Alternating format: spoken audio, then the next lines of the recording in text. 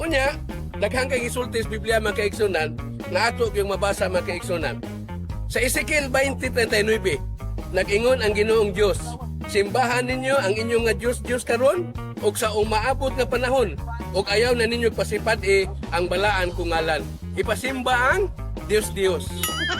Ay sa Daniel 3:11, ang dili mo simba sa Diyos, itambog ngadto sa nagdilaab nga hudlo. Daniel 3:11. Subos Ginoo ipasimba ang Diyos. Nasukay-lukay di man yun Karo kini itambog ni Diyos hudlo. Di man gini simba sa usaon nimo. Sato pa kini sila mao ni wa magtuman sa kasulatan. Ikaw lang kung nagbasa ng kasulatan. Unya, daghang kay gisultis Ginoo dinhi mga kaigsunan nga dili gyud nato angay hukman din ba kay ang Ginoo gud bali-bali man ningon man Ginoo nga gibuhat ko ang kahayag, gibuhat ko ang kangitngit. Ingon siya, gihimo ko ang kalinaw ug gibuhat ko ang dautan. Ako ang Ginoo mo'y nagsulti niining tanan. Isaias 45:7. Kisay gahimo sa dautan ang Ginoo. Kisay gahimo sa maayo ang Ginoo gyapon. Ang kadaog ng lukay-lukay kang ipasangilan ang yawa. Wa na bagyawa na binuang. Mao ni magkaigsunan ang Ginoo ra gyud nagbinuang kay siya ra man say moayo. Siya ra say hatag, siya ra say bawi.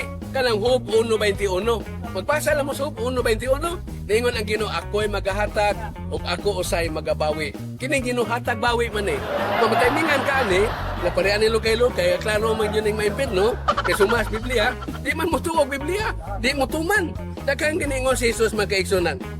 Si Jesus maingon, mahitungod sa akong makaaway, nga dili gusto nga ako maghari kanila, dada sila dinhi o pamatya sa akong atubangan. Isa yun ang kaalang Jesus. Doon na ni siya kontra.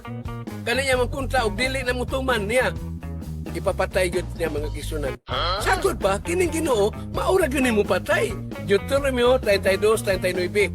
Walay laing mo patay, akura, niingon ang Ginoo Diyos.